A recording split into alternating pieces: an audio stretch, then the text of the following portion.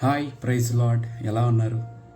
చాలాసార్లు మనము కమిట్మెంట్స్ తీసుకుంటా ఉంటాం, తీర్మానాలు, నిర్ణయాలు. ఈ తీర్మానం, నిర్ణయము మన శ్రేయస్సు కోసమే. మనం దేవుడి కోసం ఉండాలని, మనం పాపాన్ని విడిచిపెట్టాలని. ఒక నెల ఉంటాం, 2 నెలలు ఉంటాం, ఒక సంవత్సరం ఉంటాం, 5 సంవత్సరాలు ఉంటాం. మరలా కమిట్మెంట్స్ని మనం మిస్ అవుతూ ఉంటాం. ఈరోజు మరి దేవుడు ఎన్నో కమిట్మెంట్స్ తీసుకున్నాడు. ప్రతి కమిట్మెంట్లో అంత స్ట్రాంగ్గా ఉండడానికి కారణం, ఆయన కమిట్మెంట్ తీసుకోకముందు తన ప్రజలతో ఒక నిబంధన చేసుకుంటాడు.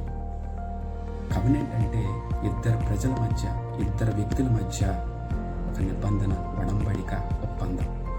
ఈరోజు చూడండి, దేవుడు నోవాహుతో, అబ్రహాముతో, మోషేతో, దావీదుతో, అలాగే కొత్త నిబంధన, ప్రతి దాంట్లో నిబంధన చేశాడు. కాబట్టి తన నిర్ణయాల మీద, తీర్మానాల మీద అంత స్ట్రాంగ్గా ఉండగలిగాడు. ఈరోజు నువ్వు కూడా నీ నిర్ణయాల మీద నువ్వు స్థిరంగా, స్ట్రాంగ్గా ఉండాలి అంటే నువ్వు దేవుడితో చేయాల్సింది నిబంధన.